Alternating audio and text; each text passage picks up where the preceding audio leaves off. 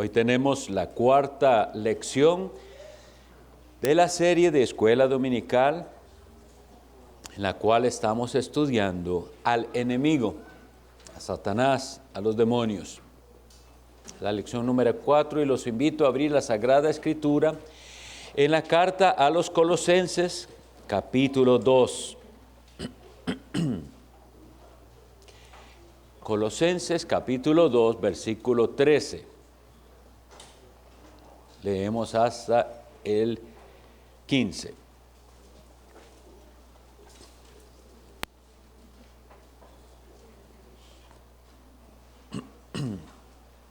Como ustedes saben, mis estimados, en Escuela Dominical damos muchas citas. A veces, por la rapidez, no les dará tiempo de buscarlas, anótenlas para que puedan repasar después lo que hemos aprendido.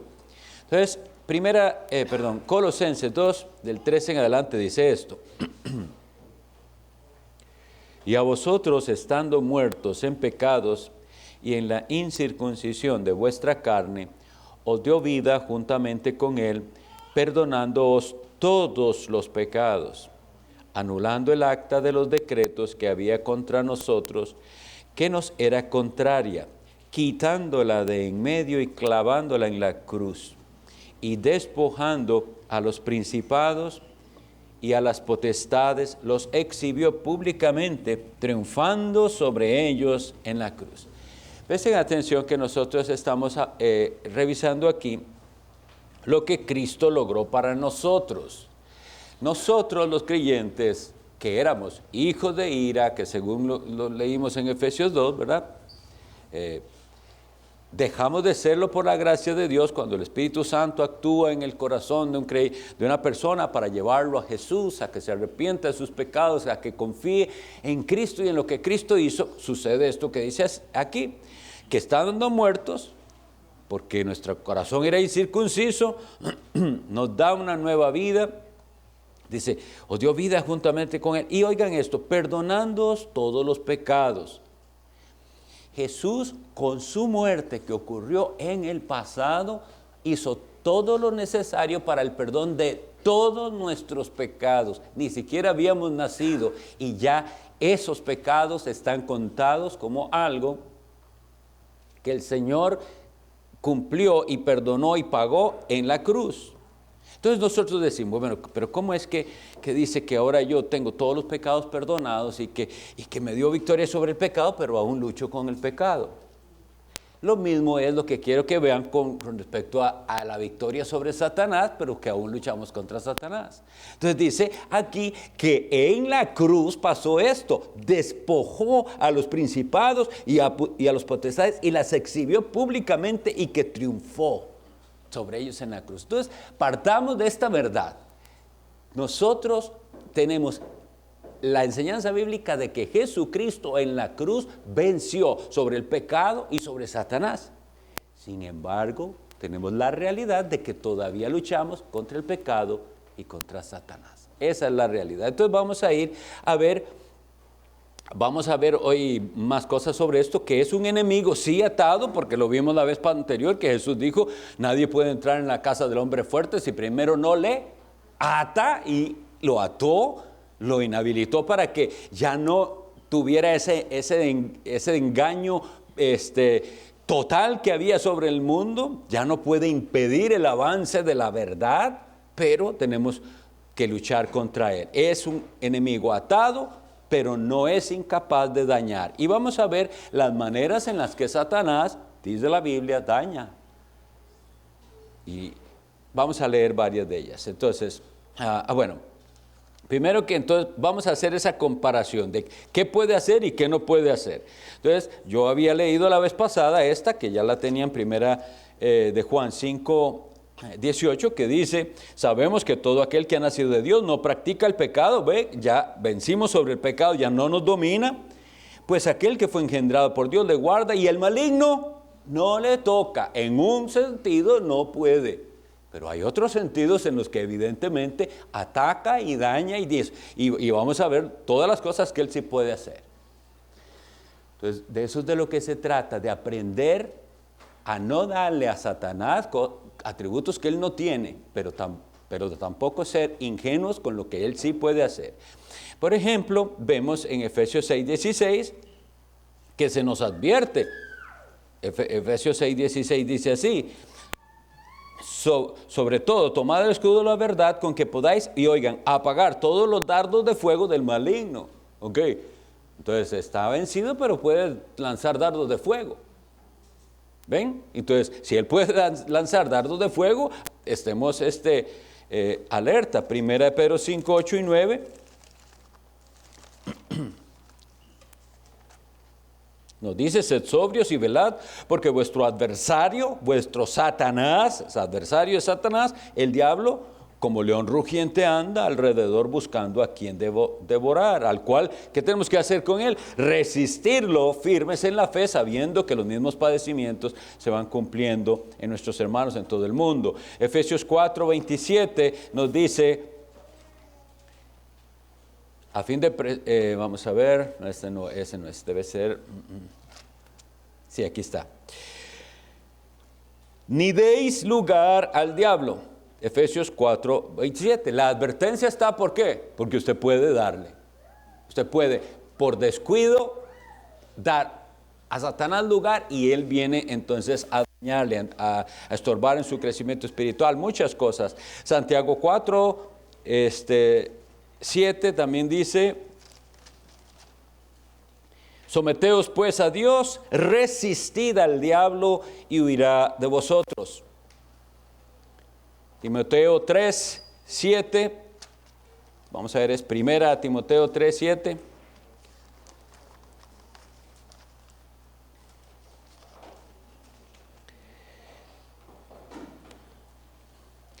También es necesario que tenga buen testimonio de los de afuera, hablando de cómo debe ser un anciano de la iglesia. Dice, ¿para qué es que él tiene que tener testimonio bueno de los de afuera? Para que no caiga en descrédito y en lazo del diablo. Es una trampa. Un lazo es una trampa que se le ponía para que los cazadores ponían para atrapar, sea aves o cualquier otra cosa. Los cazadores, bueno, así es como está describiendo a Satanás. Él le puso una trampa, pero si la persona no tiene el carácter correcto, caerá en esa trampa. Y segunda Timoteo 2:26 nos dice,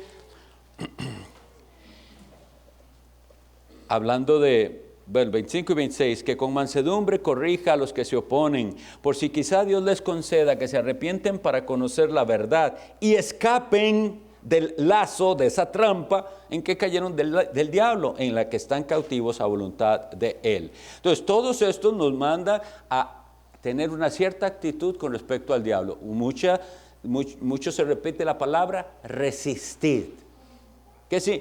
¿Por qué? Porque él viene a tentar y a poner trampas, y entonces yo voy, entendiendo que eso es así, a decirle no. Es un decirle no al enemigo. Y vean que la triste realidad es que a veces le decimos sí. Entonces, por eso es que están todas estas advertencias. Entonces, por eso es que estamos aprendiendo quién es Él, cómo actúa, para saber cómo pelear esta batalla. El diablo tiene poder para dañar físicamente, esa es una realidad. Y así lo describe nuestro Señor Jesucristo cuando sana. Lucas 13:16 usa este lenguaje el Señor Jesucristo con respecto a aquella mujer a la que Él sana. Dice, en un día de reposo, una mujer terriblemente encorvada, dice, y a esta hija de Abraham, que Satanás había atado 18 años, ¿no se le debía desatar de esta ligadura en el día de reposo? Esto está ahí. Es decir, que esa enfermedad era causada por Satanás. Vino y la ató a esa enfermedad, y entonces Jesús así lo dice. Quiere decir que Él tiene poder de dañar físicamente, tiene poder para oprimir. Hechos 10:38 nos dice así, que para eso precisamente vino Jesucristo, para deshacer las obras del diablo, dice Juan. Pero en Hechos 10:38 dice, cuando está describiendo el ministerio de Cristo, dice, cómo Dios ungió con el Espíritu Santo y con poder a Jesús de Nazaret, y cómo éste anduvo haciendo bienes, y oigan, y sanando a todos los oprimidos por el diablo. ¿Quién los estaba oprimiendo? Satanás. Y Jesucristo viene a a quitar esa opresión diabólica. Puede aguijonear a un creyente. Leemos 2 Corintios capítulo 12, creo que es bastante conocido, pero vean lo que ocurre aquí y analicémoslo bien. Segunda carta a los Corintios capítulo 12, versículo 7. Dice así el apóstol Pablo: y para que la grandeza de las revelaciones no me exaltase desmedidamente, me fue dado un aguijón en mi carne. Y oigan cómo lo llama ese aguijón: un mensajero de Satanás que me abofetee para que no me enaltezca sobremanera. Aquí vamos a ver dos cosas que a veces nos es difícil reconciliar, pero son enseñadas en la Biblia. Aquí le llama a ese aguijón de la carne un mensajero ¿de quién? De Satanás. Pero nunca olvidemos que por sobre Satanás está nuestro Dios y es quien permitió a Satanás hacer esto con un propósito. Y el propósito es benigno para que el apóstol Pablo, que tenía tantas revelaciones y tanto conocimiento, no se enorgulleciera, no se envaneciera. Y entonces Dios permite a Satanás dañarle para sostenerlo ahí. ¿Ven? Entonces vamos a pelear contra el enemigo, pero sabiendo siempre que tenemos a alguien mayor que nuestro enemigo, que permite eso con un propósito, que no es sin propósito. Ve, él puede estorbar. 1 Tesalonicenses 2:18.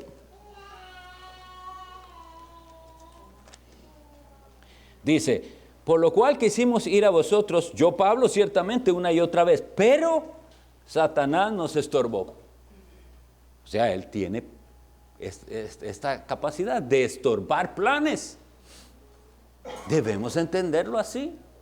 Pero si nosotros no lo entendemos, no vamos a estar alerta ante lo que puede hacer Satanás. Ahora, ¿a qué lleva al apóstol Pablo cuando se da cuenta de estas cosas? A orar y a estar más cerca de Dios. Y en algunas ocasiones a rendirse al Señor, como en el aguijón que le dice: yo se lo pedí 3 veces a mi Dios que me quite esto, posiblemente una enfermedad o una aflicción física. 3 veces, y él me respondió: bástate mi gracia. Dios está permitiendo a Satanás dañarte porque en eso te va a dar más gracia y va a salir usted más fortalecido espiritualmente.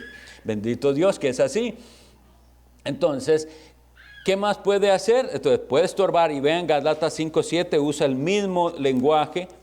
Es bueno que tengamos todas estas citas. Dice: vosotros, oigan lo que pasó, porque aquí es serio el asunto con los Gálatas. Está confrontándolos el apóstol Pablo porque se están desviando y les dice: vosotros corríais bien. ¿Quién os estorbó para no obedecer a la verdad? Y esa pregunta tiene una respuesta, ¿verdad? Sí, pudiéramos decir: sí, tal hermano que vino con una enseñanza falsa, ese los estorbó. Ok, sí, pero en el fondo, ¿quién fue? Satanás usó a alguien para estorbar en la buena carrera que llevaban los Gálatas y los movió. Está hablando a una iglesia, es decir, que todos de cabeza van detrás de un error. Ahí Satanás les estorbó el buen camino que llevaban. Y esto sucede. Hay ministerios que empezaron bien y se descuidaron y terminan mal. ¿Quién les estorbó? Satanás. La destrucción de la carne es algo que Satanás quiere hacer. Está en su naturaleza. Ahora veremos un poquito de eso. Pero cuando el apóstol Pablo dice en 1 Corintios 5 que aquella persona que es excomunicada por inmoral en la iglesia, por una conducta inmoral, sea entregada a Satanás, y dice: para destrucción de la carne. Es decir, Satanás tiene poder de hacer algo que destruye a esa persona. Eso es lo que es un destructor.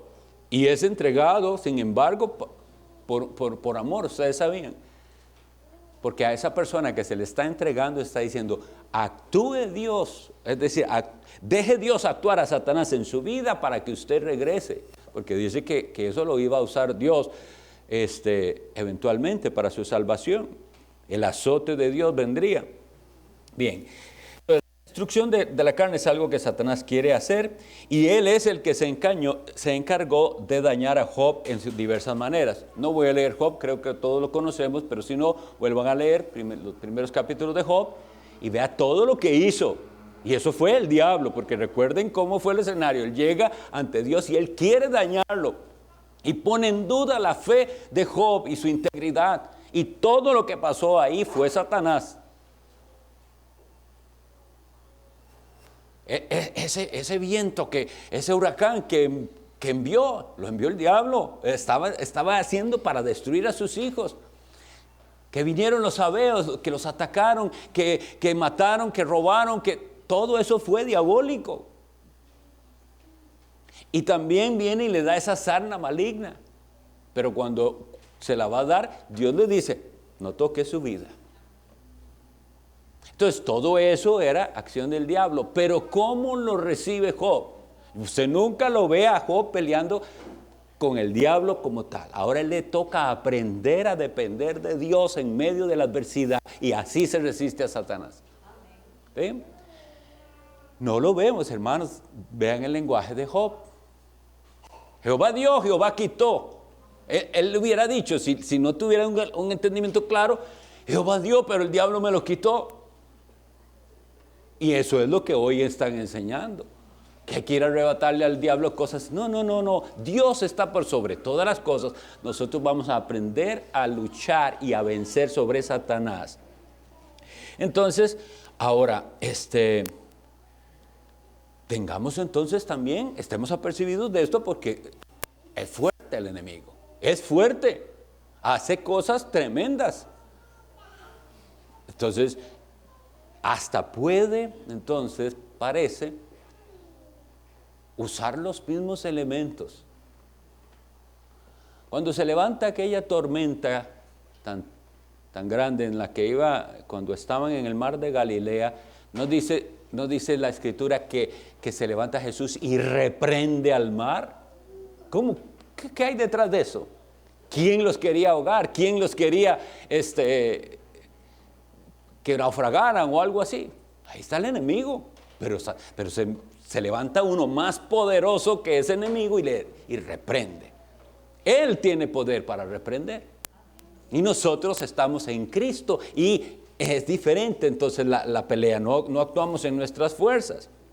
Ok, Satanás manipula las naciones con engaños y filosofías anticristianas, y olvidamos esto, y pensamos que nuestra guerra es nada más política, y que lo que hay que hacer es levantar un partido político, el mejor que es, con los principios cristianos. Y son armas útiles si se pudieran usar, pero olvidamos que esta es una guerra espiritual, y que Satanás está manipulando, como les digo, con engaños y filosofías anticristianas. ¿Quiénes creen ustedes ¿Quién creen que está detrás de esos dictadores totalitarios, perseguidores de la iglesia y tiranos? El diablo mismo, que odia a Cristo y odia a su iglesia. Nosotros leemos en Daniel 10:13, habíamos leído que los compara con los líderes de aquella época. El príncipe de Persia me hizo esto. ¿Cómo el príncipe de Persia? Es una persona, sí, pero ¿qué hay detrás de ese príncipe? Una acción diabólica. Nosotros leemos también en la historia de personas que fueron muy hábiles, muy inteligentes, que lograron convencer a otros de grandes maldades, y que hicieron grandes maldades. Antíoco Epífanes, que fue del imperio griego, hizo barbaridades y profanó el templo de Dios, el templo de Jerusalén. ¿Saben qué hizo ese hombre? Antíoco Epífanes IV fue, y precisamente, ¿y por qué creen que hizo lo que hizo? Trajo un cerdo y lo degolló en el altar de Jehová. ¿Y ustedes por qué creen que hace eso? Eso es diabólico, eso es el insulto al Dios de Israel. ¿Quién está detrás de esto? Hitler. Y ustedes saben que, si no lo saben, Hitler no hizo nada ilegal. Primero se ganó a la gente, cambiaron las leyes, y todo lo que hizo fue legal. Esa barbaridad que hicieron era legal. ¿Quién está detrás de eso? Satanás también. Stalin con unos millones porque fueron millones más que los que mató Hitler. Pero ¿quién está detrás de eso? Son líderes movidos por el mismo demonio y les ayudaba a parecer buenos, porque la gente los idolatraba. Todos los gobernadores, los apóstoles del Señor Jesucristo y a través de la historia han sufrido a manos de gobernadores malvados. Pero la lucha es espiritual. Nosotros leemos eso en Efesios 6:12. Entonces, lidiamos con esto. Es un enemigo malvado, y oigan esto, que finge estar muerto para atacar con más furia. No es cierto, esa es la trampa. Que a veces parece que no hay diablo. Y así tiene engañados a muchos. Pero es para dar un ataque con mayor furia. Dios en su gracia limita la maldad para que los hombres no lleguen al extremo de la maldad, porque eso es lo que Satanás quiere, hundirlos más y más y más. Y si Dios no frenara un poco por su gracia, las cosas serían aún peor de lo que nosotros vemos. Tengamos entonces bien claro que cuando nosotros leemos, y lo habíamos leído, Hebreos 2, 14 y 15, voy a leerlo.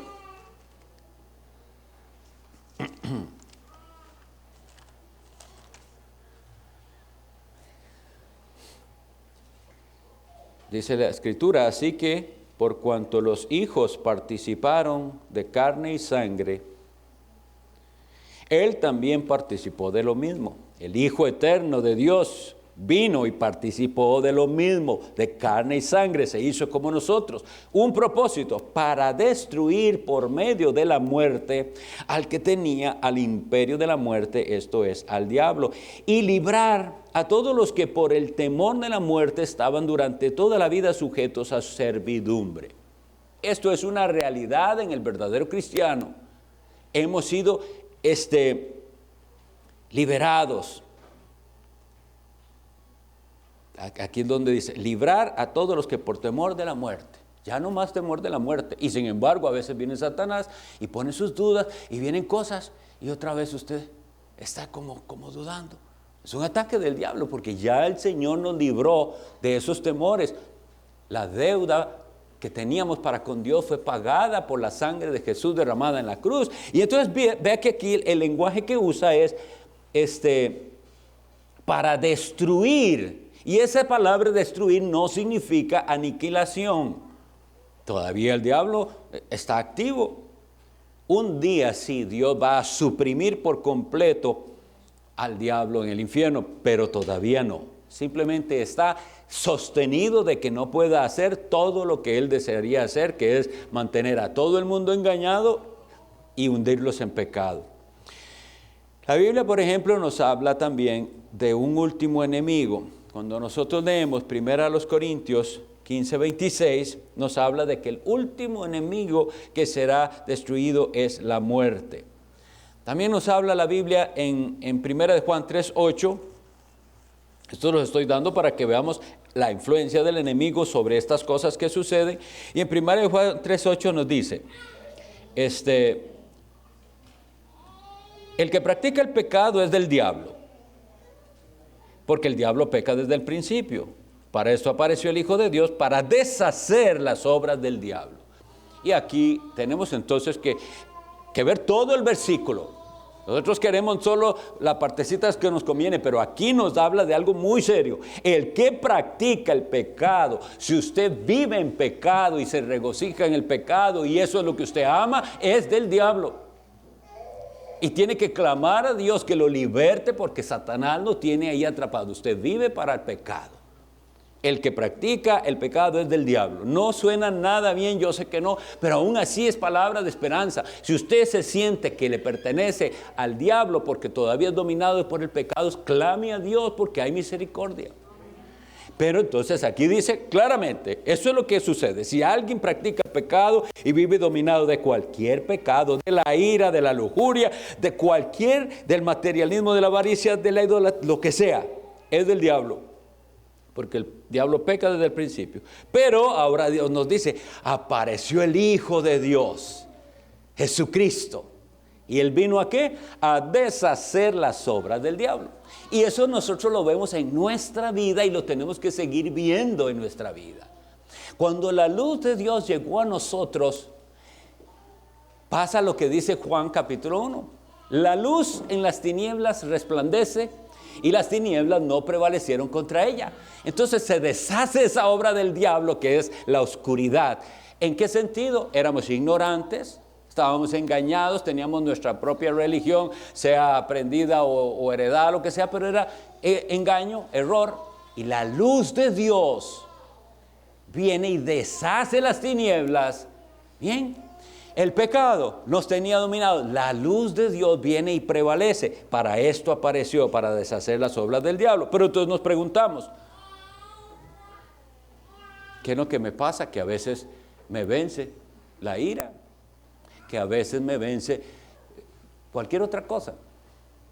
Ustedes dirán, la codicia, la avaricia, que a veces tengo todavía sentimientos de envidia, en lugar de alegrarme de que otro tiene, me siento que porque yo no.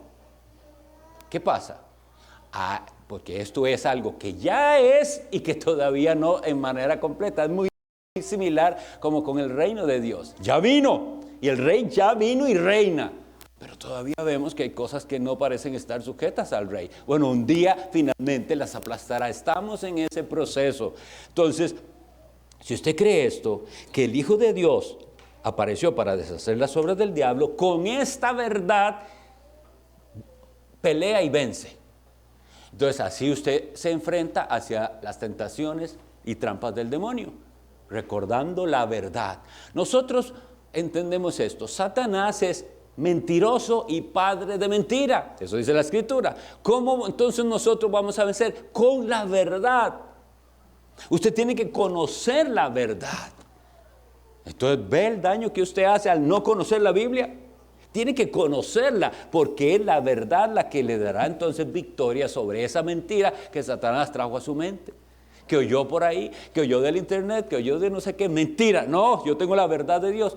Pero cuando usted no lee la Biblia, oye y asimila la mentira del mundo, la mentira que Satanás está metiendo a través de los medios, de las escuelas, de las universidades, de lo como sea. Él va con su mentira, ataca, y el que no está alerta, se deja vencer, cae en el lazo. Ese es, ¿verdad? No resistió, cayó en la trampa.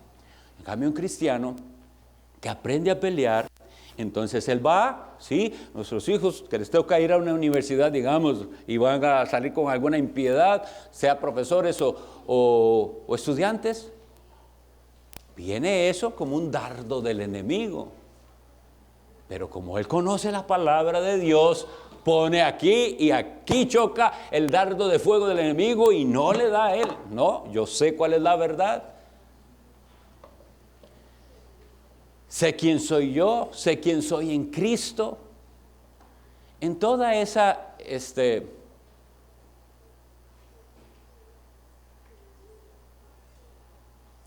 en toda esa filosofía van a tratar de engañar a nuestros hijos y a decirles que ellos lo que están es, aquí estamos para que usted se descubra a usted mismo.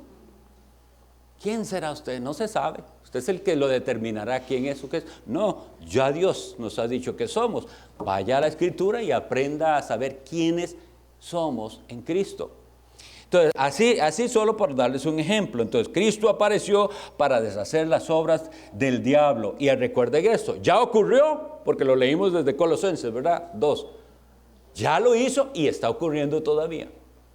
Los expuso públicamente, ya nos dio victoria sobre Satanás y el pecado, y nos está dando constantemente victoria sobre Satanás y sobre el pecado. Una cosa importante de entender es que los demonios son agentes de apostasía. Quisiera que leamos primera Timoteo, capítulo 4, versículos 1 y 3. Pero el Espíritu dice claramente que en los postreros días algunos apostatarán de la fe, escuchando a espíritus engañadores y a doctrinas de demonios.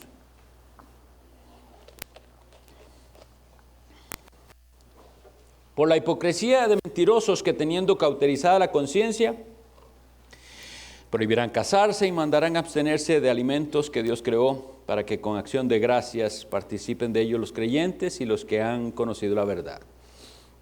Detrás de toda doctrina que nos desvíe de Jesucristo está el diablo. Él quiere que usted vea para otra parte y no a Jesús. Entonces aquí dice que en los postreros tiempos, los que estamos desde que Jesucristo vino, algunos apostatarán. Esa palabra es se desviarán, se deslizarán. Ya no están en la fe. ¿Y por qué? Porque escucharon a espíritus engañadores y a doctrinas de demonios. Pero esa palabra, doctrinas de demonios, suena a algo así como muy maléfico, como a brujerías o quién sabe qué cosa así. Y realmente es todo eso que se fue metiendo en la iglesia que desviaba nuestra atención de Cristo y la puso en otro lugar. Y estimados hermanos, ¿quién creen ustedes que metió en las iglesias esa avaricia del tal llamado teología de la prosperidad, donde la gente lo único que piensa es en bendiciones materiales y lo que Dios me va a dar? Y cuando usted los oye diciendo, Dios tiene grandes cosas para tu vida, nunca están pensando ni en la santidad, ni en vivir más cerca de Dios, sino en plata y en cosas de esta vida. Eso es diabólico, porque la avaricia es idolatría. Y todo lo que le lleve a usted a apartar su mirada de Cristo es del maligno. Entonces ven, ¿y qué pasó? Los creyentes, por no tener la luz de la verdad, caen en esas trampas. En cambio, estamos nosotros, miren, y cualquier otra falsa doctrina, porque la palabra de Dios nos dice cómo es el ser humano. A él le gusta oír cosas y se entusiasma con cosas novedosas. El enemigo, también dice Santiago 3:15, vean cómo describe Santiago, esto es importante, la sabiduría que no es la de Dios. Santiago 3:15 dice así, dice, porque esta sabiduría, esa es la del mundo, no es la que desciende de lo alto, oiga cómo la describe, sino terrenal, animal, diabólica. Entonces hay que, por medio de la palabra de Dios, saber determinar cuándo estamos tratando con qué. Y alguna de esas sabidurías se metió y es diabólica y la gente no se dio cuenta que eso era diabólico.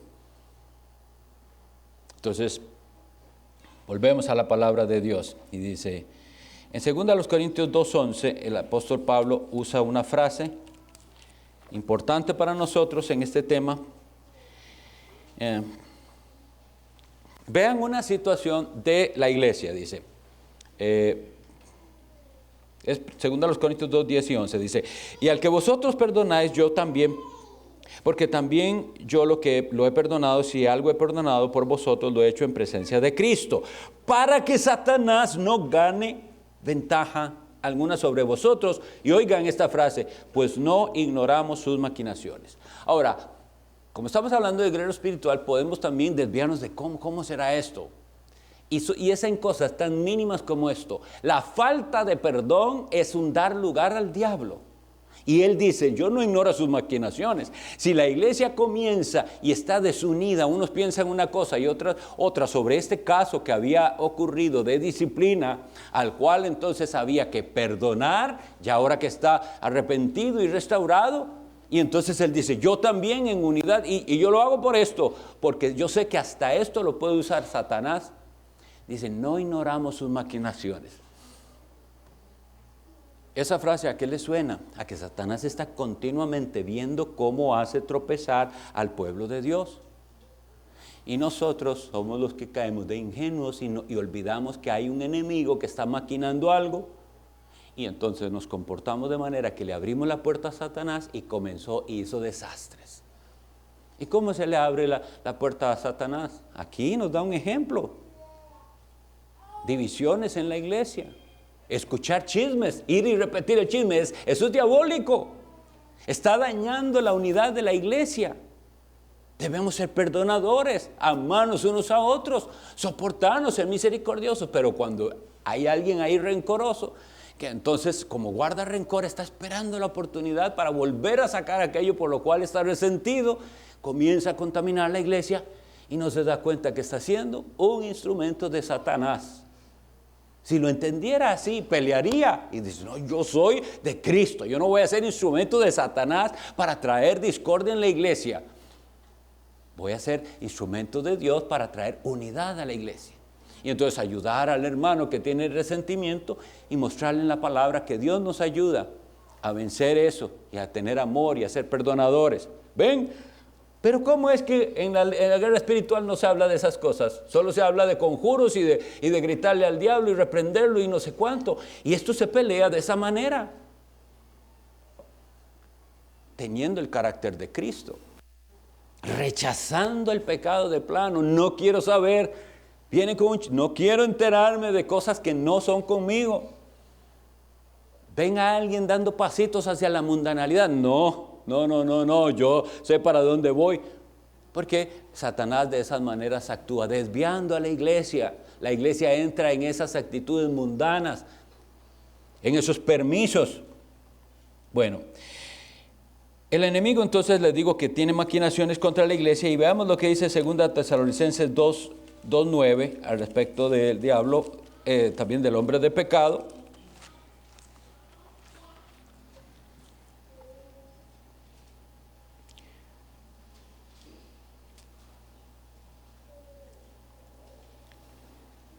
Leo del 8 y el 9. Y entonces se manifestará aquel inicuo, a quien el Señor matará con el espíritu de su boca, y destruirá con el resplandor de su venida. Inicuo, cuyo advenimiento es por obra de Satanás, con gran poder y señales y prodigios mentirosos.